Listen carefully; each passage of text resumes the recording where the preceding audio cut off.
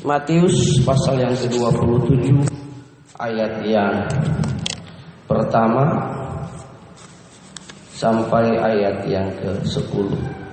Ketika hari mulai siang, semua imam kepala dan tua-tua bangsa Yahudi berkumpul untuk mengambil keputusan untuk membunuh Yesus. Mereka membelenggu dia lalu membawanya dan menyerahkannya kepada Pilatus, wali negeri itu. Pada waktu itu Yudas menyerahkan dia, melihat bahwa Yesus telah dijatuhi hukuman mati. Menyesallah ia, lalu ia mengembalikan uang yang 30 perak itu kepada imam-imam kepala dan tua-tua, dan berkata, "Aku telah berdosa karena menyerahkan darah orang yang tak bersalah." Tetapi jawab mereka, "Apa urusan kami dengan itu urusanmu sendiri." Maka ia melemparkan uang perak itu ke dalam bait suci lalu pergi dan dari situ dan menggantung diri. Imam-imam kepala mengambil uang perak itu dan berkata, "Tidak diperbolehkan memasukkan uang ini ke dalam peti persembahan, sebab ini uang darah atau hakal damai."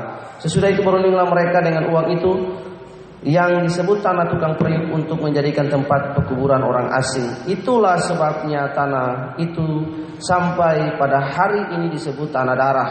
Dengan demikian genaplah firman yang disampaikan oleh Nabi Yeremia, mereka yang menerima 30 uang perak, yaitu harga ditetapkan untuk menjadi seorang penilai yang berlaku di antara orang Israel, dan mereka memberikan uang itu untuk tanah tukang periuk seperti yang dipesankan Tuhan kepadaku. Nah, Bapak Ibu Saudara yang dikasihi oleh Tuhan Yesus, kemarin tema kita 2, yaitu kita merayakan Paskah. Ada 2 poin yang penting bagi kita. Yang pertama, kita menjadi kawan salib sehidangan dengan Tuhan, atau menjadi seteru salib, the enemy of the cross. Nah, anak-anak dan Bapak Ibu yang dikasihi oleh Tuhan Yesus, kita melihat dan menyorot hari ini pada kisah Yudas. Perhatikan bahwa Yudas tidak dapat memilih. Yudas tidak dapat memilih dari mana dia dilahirkan, dari suku apa dia akan ditentukan, dari orang tua seperti apa. Itu adalah penentuan Tuhan atas hidupnya. Tetapi Yudas dapat memilih untuk menyerahkan Tuhan Yesus ataupun tidak. Itu adalah free will atau kehendak bebas yang Tuhan tempatkan di dalam hatinya. Jadi kita tidak dapat menolak apa yang Tuhan ciptakan kita. Kita tidak dapat menolak kita lahir dari suku apa. Kita tidak dapat menentukan pilihan kita kepada suku apa, bangsa seperti apa, orang tua yang seperti apa. Itu penentuan Tuhan atas kita. Tetapi kita dapat memilih untuk berubah. Dapat memilih untuk bertumbuh, dapat memilih untuk berkembang, mau jadi apa seperti kita. Itu adalah kehendak bebas kita. Nah, perhatikan dulu Bapak Ibu yang dikasihi Tuhan dan anak-anak di sini. Karena itulah Yudas punya pilihan bebas sama seperti kita. Nah, hari ini kita lihat Yudas tidak menjadi kawan salib, tapi Yudas menjadi seteru salib. Yudas hidup bergaul bersama-sama dengan Tuhan Yesus. Tidak banyak kisah ini disorot dalam penyalipan Tuhan Yesus. Banyak orang berpikir Tuhan sudah bangkit bagi mereka. Benar, Tuhan sudah bangkit. Tapi ada satu momen peristiwa yang terluput dari pengamatan sejarah, yaitu tentang Yudas. Yudas adalah orang yang bergaul intim dengan Tuhan Yesus selama 3,5 tahun. Tapi Yudas tidak mengikuti Yesus dengan segenap hatinya, karena dia punya visi sendiri, dia punya rencana sendiri bagi dirinya sendiri. Not for the kingdom of God. Tidak untuk kerajaan Allah, tidak untuk Yesus. Dia berbeda dengan murid-murid yang lain. Dia punya rancangan sendiri. Dia tidak menjadi kawan sehidangan dengan Tuhan Yesus. Sebuah momen yang penting dipaparkan bagi kita, bahwa pada hari di mana Yudas, Tuhan Yesus berkumpul dengan murid-murid dan makan perjamuan terakhir, Yudas melakukan sebuah tindakan profetik yang akan menjadi digenapi dalam hidupnya. Dia akan mati dan dia menjual Tuhan Yesus, yaitu dia mencelupkan roti dan anggur di dalam gelas perjamuan yang sudah disediakan oleh Tuhan. Kita juga melihat bahwa Yudas adalah orang yang melarang perempuan yang meminjaki kaki Yesus dengan minyak narwastu, dan dia berkata bahwa, Bapak Ibu lihat di situ, bahwa minyak ini harusnya dijual dan diberikan kepada orang miskin. Dan Yudas juga sering mengambil uang daripada kas perbendaharaan di dalam pelayanan dengan ke-11 murid. Jadi the life of orientation of Judas is a money. Sampai Yudas menjual Tuhan Yesus. Karena itu poin yang pertama adalah kita menjadi, Yudas tidak menjadi kawan sehidangan dengan Tuhan Yesus, menjadi the friend of Jesus, tapi Yudas menjadi the enemy of Christ. Yudas menjadi the enemy of Jesus, menjadi musuh daripada Tuhan Yesus. Dengan peristiwa ini kita akan belajar beberapa hal, Bapak Ibu yang dikasih Tuhan. Yudas semasa hidupnya menjual tuannya, menjual masternya, menjual Yesus Kristus seharga 30 keping perak. Hari ini ada simptom Yudas. Yesus adalah Injil, pesan berita Injil itu sendiri. Nah, kita harus mengerti bahwa Yesus mati bagi dosa-dosa kita. Pokok pemberitaan dan pengajaran dari Tuhan Yesus itu selalu berhubungan dengan 3 hal. Yang pertama kebenaran, yang kedua dia memberitahu dosa. Itulah sebabnya Matius pasal 3 ayat 1 dan 2, Yohanes memberitakan pada saat itu, bertobatlah, repent, because the kingdom of God is near. Yesus mengulangi pernyataan itu, meneguhkan pernyataan itu dalam Matius pasal yang keempat ayat yang ke-17. Bahwa mulai saat itu Yesus juga memberitakan the same message, repent because the kingdom of God is very near. Bapak Ibu, ketika Adam dan Hawa berbuat dosa, jatuh dalam pelanggaran, Roma 3 ayat 23, mereka telah kehilangan kemuliaan Allah. Semua manusia berdosa.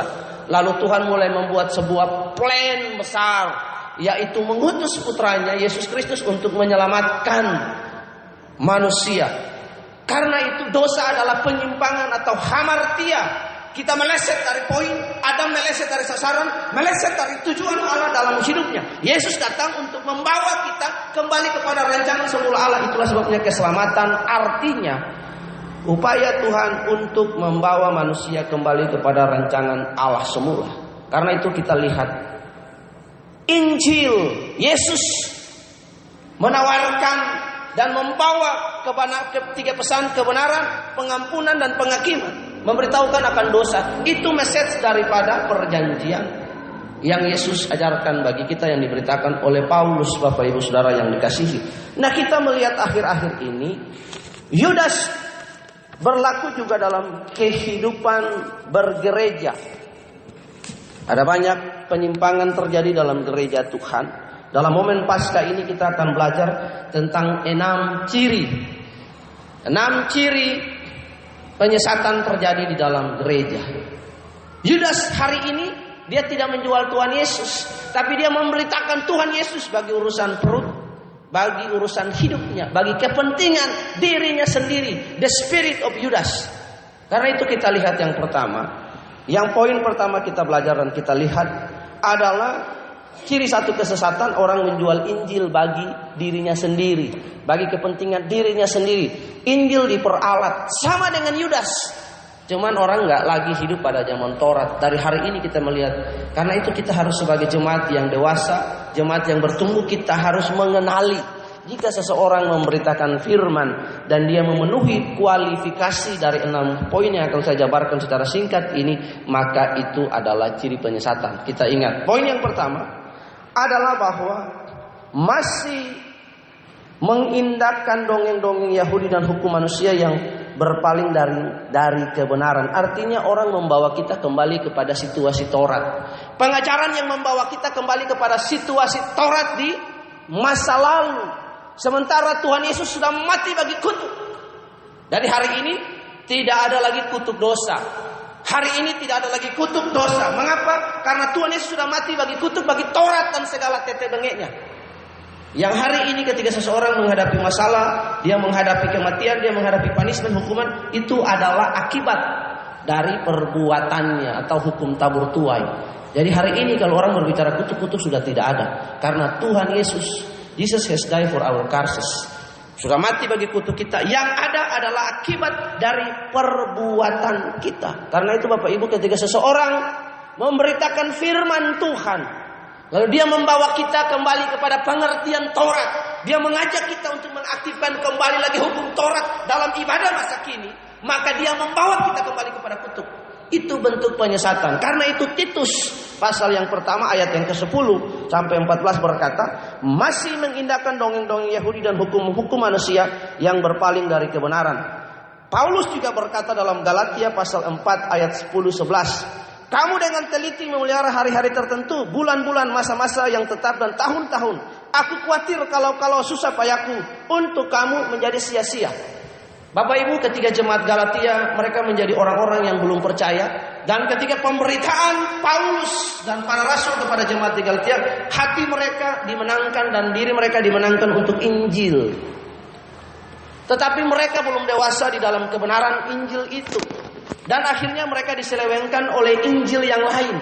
Mereka kembali melakukan ritual hukum Taurat. Sementara ketika Yesus mati, firman Tuhan berkata, tabir bait Allah terbelah menjadi dua. Artinya apa? Setiap orang boleh menghadap Allah.